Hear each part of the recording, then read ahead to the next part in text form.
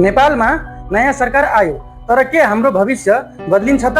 आओ यसको बारेमा कुरा गरौँ। साथीहरू, नेपालमा नयाँ सरकार आयो, तर के यसले नेपाली युवाहरूको विदेश जाने समस्या रोक्छन् त? आज पनि हजारौं नेपाली दैनिक रूपमा मलेसिया, दुबई, कतार जान बाध्य छ। के नयाँ सरकार यो अवस्था परिवर्तन गर्छ त? आजको भिडियोमा हामी यही सच्चाइ खोज्छौँ। नमस्ते साथीहरू, स्वागत छ तपाईँहरूलाई सूर्य हिमाल युट्युब च्यानलमा।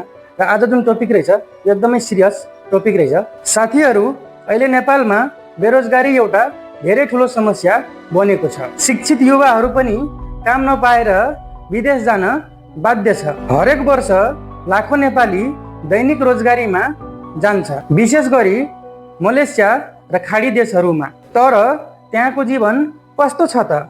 कम तलब र धेरै काम र कहिलेकाहीँ त शोषित पनि हुनुपर्छ। अब कुरा गरौँ नयाँ सरकारको। नयाँ सरकारले के भन्छ त?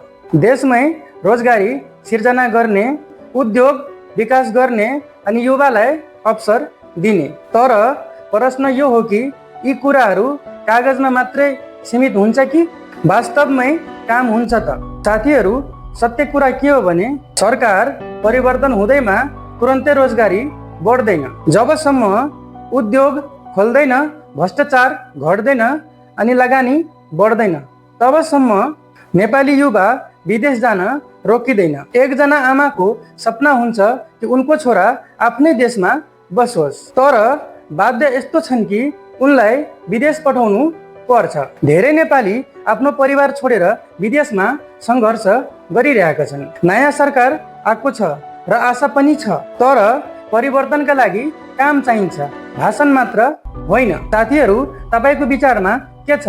नेपाली युवाहरूले विदेश जान छोड्छ त? कि यो अवस्था अझै जारी रहनेछ? कमेन्टमा आफ्नो ओपिनियन लेख्नुहोला। साथीहरू, नेपालमा जति पनि सरकार बदले पनि नेपालीहरूको भाग्य कहिले बदलिने छैन, किनकि नेपालको भ्रष्टाचार र नेपोटिजमले आम नागरिक कहिले पनि रोजगार पाउँदैन। किनकि नेपालको पुवर सिस्टम र भ्रष्ट नेता र कर्मचारीको कारणले हामी सबै नेपाली खाडीमा बस्न बाध्य छौँ। त्यसैले साथीहरू, अब हामी सबै नेपाली जनता नै काडा हुनुपर्छ, किनकि सरकार त फेरिन्छ तर नेपालीहरूको भाग्य कहिले फेरिँदैन। हस् त साथीहरू, तपाईँहरूलाई यो भिडियो राम्रो लाग्यो भने भिडियोलाई लाइक, सेयर, कमेन्ट गरिदिनु होला। र फेसबुकमा हेर्दै हुनुहुन्छ भने फलो गर्नु होला, र युट्युबमा हेर्दै हुनुहुन्छ भने सब्सक्राइब र लाइक कमेन्ट गरिदिनु होला। र तपाईँहरूको विचारमा के छ कि सरकार नयाँ आयो भनेर त के नेपालीहरूको भाग्य बदलिन्छ या फेरि त्यस्तै रहनेछ? आफ्नो प्रतिज्ञा कमेन्टमा राख्नु होला।